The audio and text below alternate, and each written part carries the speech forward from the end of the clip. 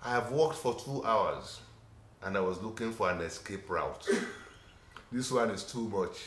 So I took off my uniform and I said, I want to take a break. The guy said, "What? You lazy? Get back!"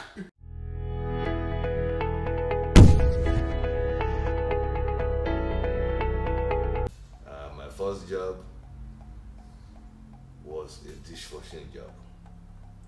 And they tell me that they're going to pay me $4 and something cents an hour. I was so excited. So, you know how to wash dishes? I said, oh yeah, I know how to wash dishes. So there's a place called Union.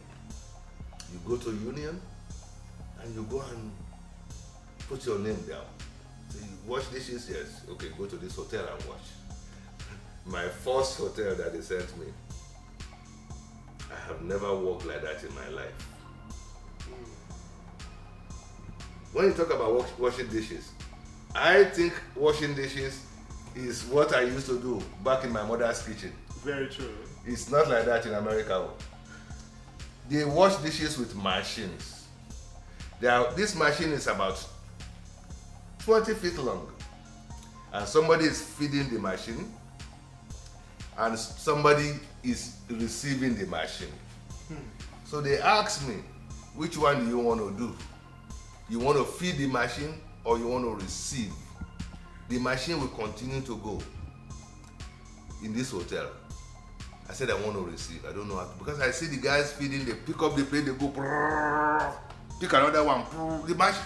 And I'm supposed to be at the receiving end. They are supposed to be taking those plates out and put them in a tray. Take them out, they are hot. I'm supposed to be taking them out and put them in a tray. After I broke about, because the machine is not going to stop. So if you don't pick it up, the plate is going to fall. Oh. I probably broke about 5 dozen. And the foreman said, "Hey, you say you know how to do this? Why are you walking so slow?" I said, "You know how to wash pots?" I said, "I know how to wash pots." He said he called somebody to come and replace me. Then he took me to where to wash pots. When we got to the pots, it's not the kind of pots that we are using in my mother's kitchen. You actually climb the ladder. This is a big pot. And they have something like a mop or something that you now use to scrub inside. I have walked for 2 hours and I was looking for an escape route. This one is too much.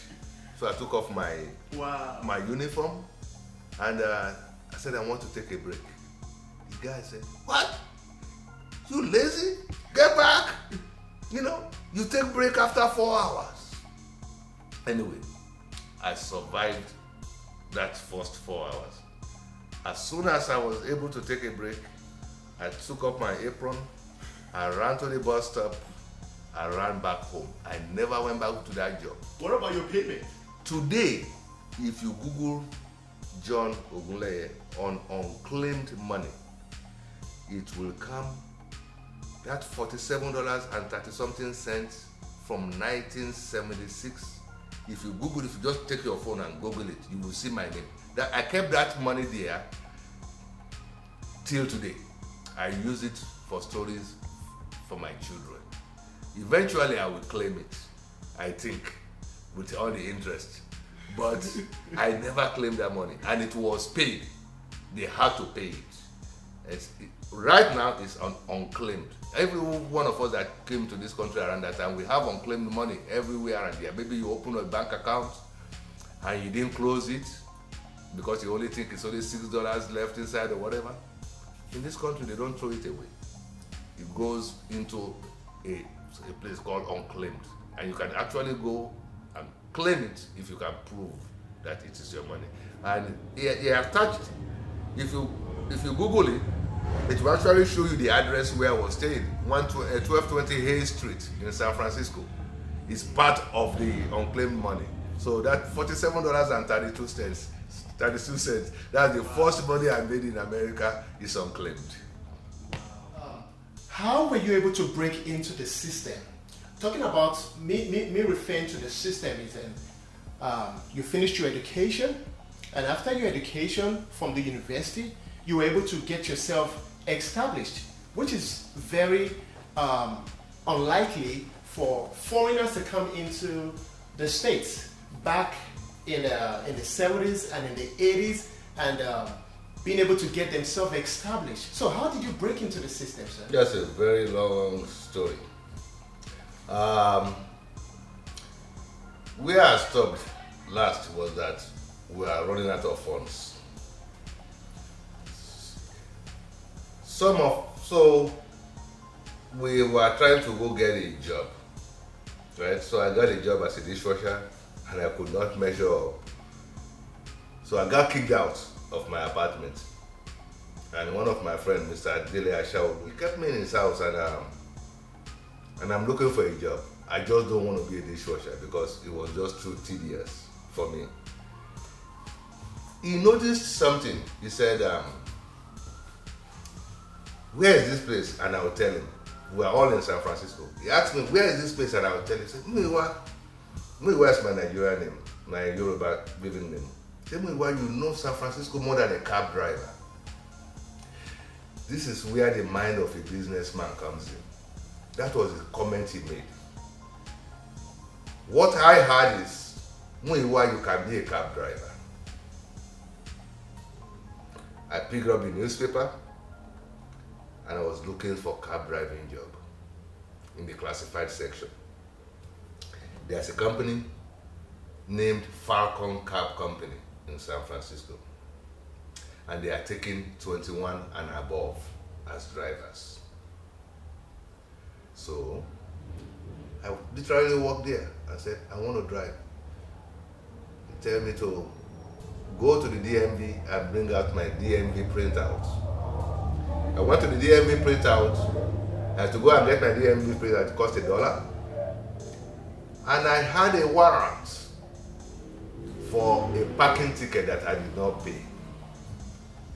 And that warrant now was $98. So there was no way I could get $98. No way. I mean, if I get $1, I'm lucky. So I asked them, what can I do? They said, I have to see the judge. Okay, I want to see the judge. He said, no, we have to first arrest you. After we arrest you, we will now take you to the judge the following day. I said, meaning I'm going to spend the night in jail? He said, yes. Then the officer told me, he said, you know what? Your best bet is to come on Sunday. If you come here before 5 o'clock, we will arrest you. By Monday morning, you will see the judge. Tell the judge that you don't have $98. Then they will do something for you. And so I walked my own 2 feet to 850 Bryant Street in San Francisco. It's called Hall of Justice in San Francisco. And I tendered myself to be arrested. And they arrested me on that Sunday. And on Monday morning, I saw the judge. And it's like, okay, credit for time served. That is, the $98 is gone because I served the night in jail. So I expected to be now leave, go and get a new printout, and go and get a job, driving a cab or taxi. And the immigration stepped in. Mind you, I'm a F1 student visa. Immigration arrested me. And they were going to deport me. But I spent another day in jail. And I had my hearing the following day. And as they were going to do the order of deportation, the dean of my admission of my school, Dean Ripple, stood up. Said, Your Honor, I have to talk to you. I said, what? The dean from my school came to the rescue. Said, this is one of our best students. He's an A student. He plays sports. He plays this. I play table tennis. I was table tennis champions. He said, anything, do not deport him. He is going to school. And now the judge now finally gave me a chance to say why I actually walked to the jail to be arrested. And I told him, we don't have money. I have to survive. My parents send money, money is not coming. There is no way to sustain the $6,000 a month, a year, because my parents don't have that kind of money. Here, I'm going to school full time, and mind you, we pay foreign student tuition. At that time, it's $112 a unit. By the time I finished my master's, it has gone to $225 a unit. So if you are taking 12 units, it's 225 times 12. I wanted to work to help myself. The same judge that was going to send me to Nigeria, deport me to Nigeria, ordered an immigration officer to take me to the immigration building and give me work permit that same day. Oh, interesting. So that is how my story evolved. So that day I got a work permit. I did not get, and the guy told me, how many hours do you want? I said 20. He said, you can say 40, you can say 60, anything you like. I wish I said 40. I said 20. He gave me the work permit. They took me from that Hall of Justice to the immigration building, took a picture, did everything, gave me a little something. It's a work permit that I can work in this country. So in 1976 November, I became the first cab driver in San Francisco, the Nigerian cab driver. So all these people that you see drive a cab or drive taxi, I did it first in San Francisco in 1976. You will not find anybody before that time that is Nigerian driver. And so I drove taxi in 1976 here in San Francisco. That is how that's why I said the 3 months that I actually worked for somebody was this in and out thing as a dishwasher or a janitor. From the time I became a cab driver, it's an independent contractor business. Yes. It's your business. So I left cab driving and moved on to other businesses. But I have always been on my own since I came into this country. Never worked for any company, never worked for any firm, except those 3 or 4 months that I was experimenting with dishwashing or janitor job. That is how. So I went from that to other businesses and other businesses. If you want me to tell you more about that, I will tell you later on. Okay. So, sir, now you run a travel agency. When I heard first about it, I said to myself, no way, I have not heard any Nigerian, having to run a travel agency here in the United States, more so in California. So how did you get into becoming a travel agent? Okay, good story. Things happen for a reason. In 1982, my father died in Nigeria. So I left Nigeria in 1976. I never saw my father again. He died in 1982, and my family won't tell me about it because I was in the finals of my master's program. They knew it back home. That is the last semester, So they sent a message to my school. They didn't send a message to me. So at the very, very last day of my exams, the dean of my school came into my exam room and said, Mr. Gule, I'd like to see you. I said, why? In my head, why? Normally, they will not even let you take the exam if you owe money. So I don't owe them money. So why did you want to see me? That was the end of my exam. I did not write anything after that. I went to see Dean Ripple, and he said, I have bad news for you. I said, what happened? He said, we have bad news from Nigeria. Your father died. I said, my father? No, it's a mistake. You mean my mother? I said, no, it's your father. My father was a sturdy, strong, never sick person. How can he die? He's indestructible. Then at that time, they do telegrams. So they send a telegram from Nigeria to my school. So it's a yellow paper. He brought the yellow paper and gave it to me and said, read it. And I read it. Anyway, I wanted to now go home to Nigeria. And I wanted to buy an airline ticket. So I called British Caledonian. That airline is not existing anymore. And British Caledonia told me it's $3,000. I don't have $3,000. Somebody told me to call a travel agent. And I called a travel agent. A1 Travel in San Francisco. And he told me it's $1,300. I said, no, I want to go and come back. Yeah, he said it's $1,300. I paid him $1,300 and he issued me a ticket. But something weird happened. I had a friend named Ralph. Ralph lives in South Toledo. He's an American. And when we have small holidays, that's where we go to. Ralph graduated with me, and he's from a very rich family. They already gave him a trip to anywhere he wanted to go in the world. So he was going to go to Australia. When he found out that my father died and I'm now going to Africa, he now changed. He went to his family and said, can I go with John to Nigeria, to Africa, instead of going to Australia? So I told the parents, after a whole lot of stuff, yes, agreed that he should come with me, and got his ticket for $1,200. Ralph is white. I am black. I paid $1,300. He paid $1,200. $100 difference.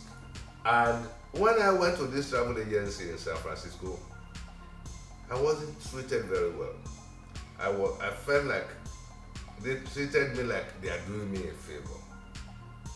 When I came back from Nigeria, I wanted to sue them. And I called British Airways. And they asked me to send them a copy of my ticket. I sent it to them. At that time, you have to fax it. I made a fax, I faxed it to them. They got it and they called me back. I said, John, your ticket face value showed $3,000. I said, yes. He said, but how much did you say you pay? I said, I paid $1,300. He said, but you got a deal. I said, but my friend got the same ticket for $1,200. He said, this company that you bought your ticket from is a consolidator.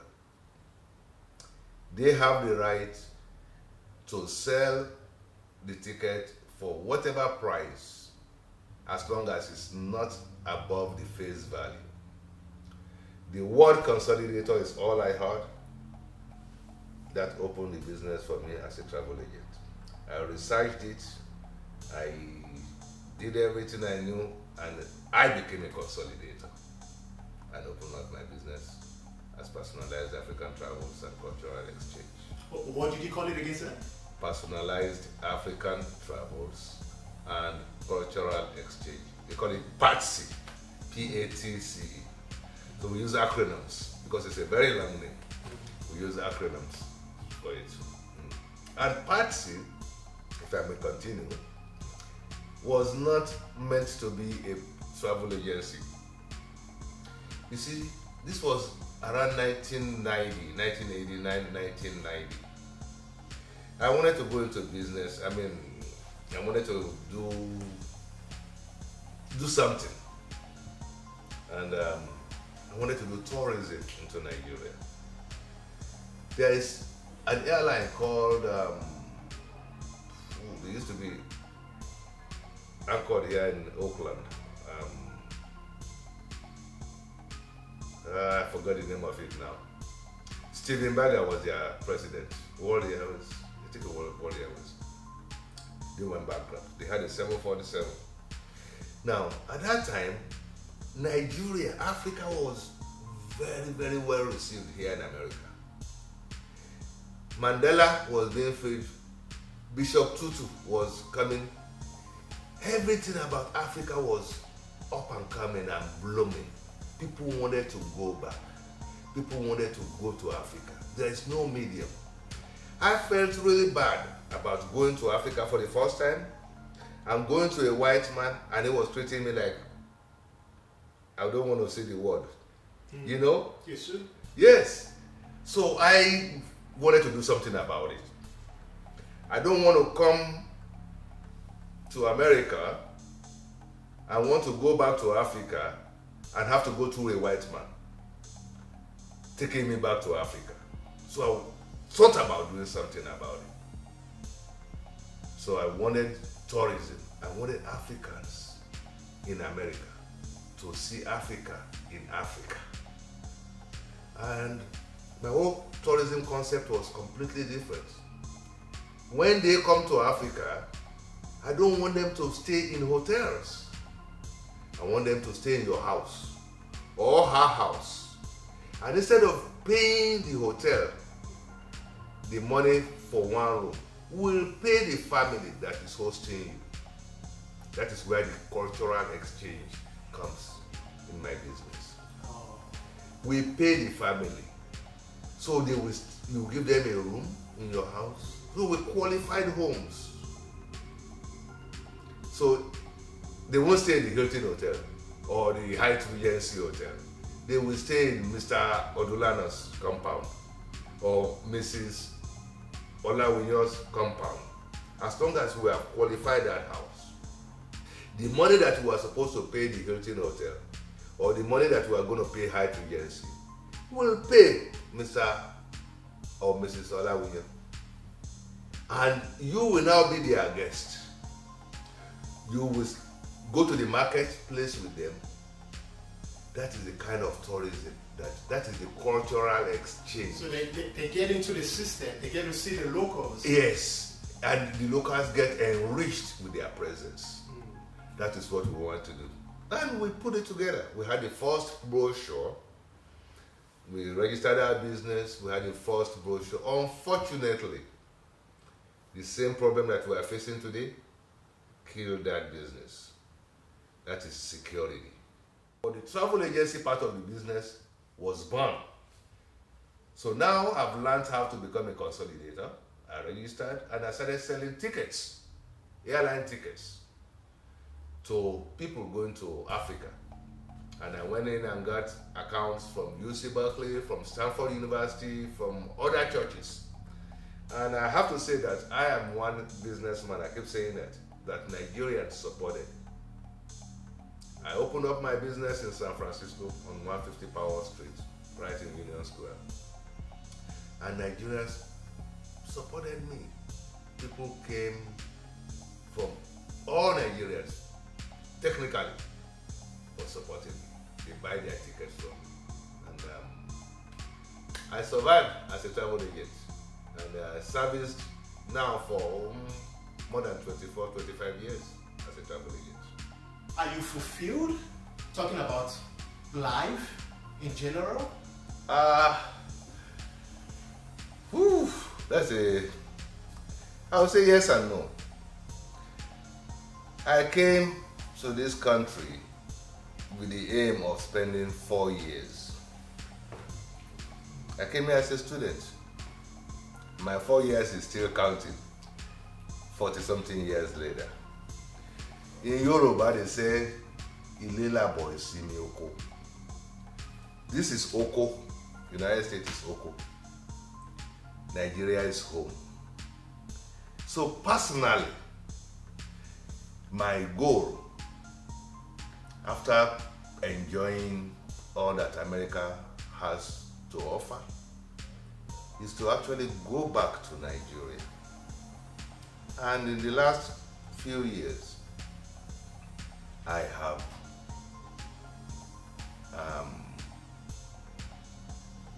focused on making that a reality.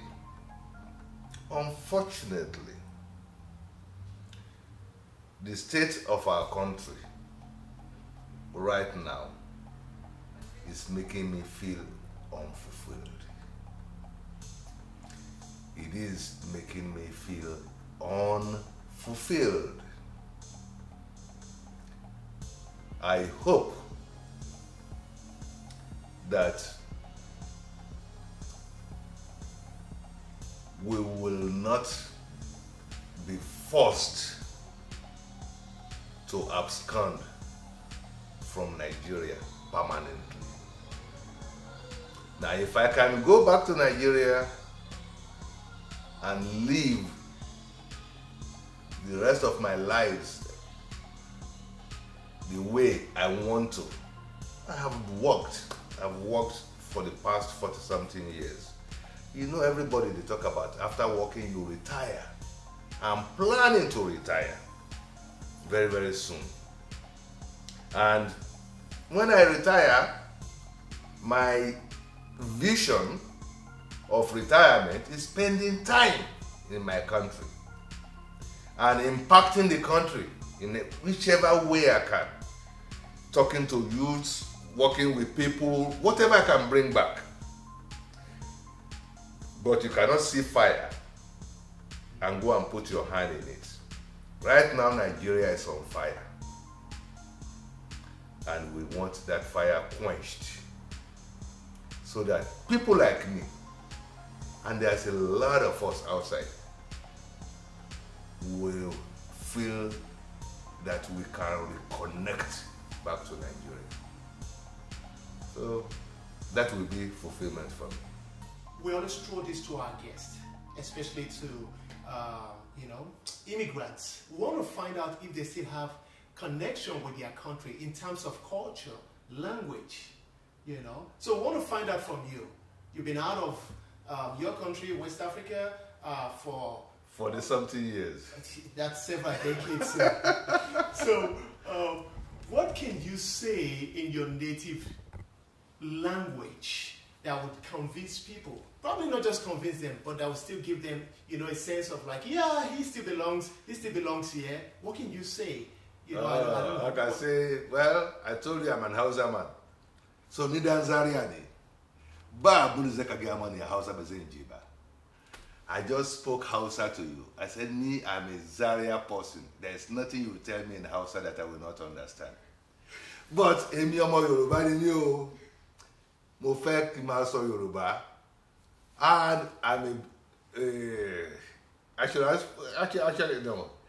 I know how to speak some Igbo too, but the words that I know in Igbo, I'm not going to put it on camera. Okay. So, no, I prefer speaking Hausa. You prefer speaking Hausa. The viewers we have right now are watching you, and you want to advise them. Somebody might be saying to himself, or probably a fresh immigrant saying, should I go into business, or should I go straight into civil service, or what's going to be your advice to anyone watching right now and saying, he's in business, I think I want to go into business, not understanding the nitty-gritties? Business, that's a very good question, and to each his own. What works for me will not work for you. What works for you may not work for me. So I really think you need to know who you are first. I know some people, once I started the travel business, a lot of people started the business also. They say, oh yeah, this guy is making money. And then they cannot sustain it. 2 years later, 1 year later, they are gone. And I know people that have worked for a corporation or for companies, and they sustain it for 20, 30, 40 years until they retire. I cannot do that. I'm just not caught like that. So I would say, know which one is. You only have two choices. It's either you are an entrepreneur or you are an employee. So because somebody is an entrepreneur doesn't mean he's successful. The fact that somebody is an employee doesn't mean it's a failure. You can be an employee and accumulate the hours and eventually retire to a very good. I have friends that did that. They're well to do. And okay, I just am cut out to be a businessman, and I knew that long time from comparing my father's salary and my mother's income. And so as a kid, I knew I want to be a business person, and I just went in that path. So my advice is that know which one belongs to you. If you decide to go into business, though, you have to sustain it. You have to find a niche, fill it. Stay away from, if you're going to do business, my only advice is, once you find out what you want to do, please stick with it. Friends and family, I'm certain that you really enjoyed this interview section that I had with Mr. Muyiwa. So thanks for staying tuned. For as many of you that have not yet subscribed, please do. Thanks for the thumbs up and thanks for the comments. Love you all.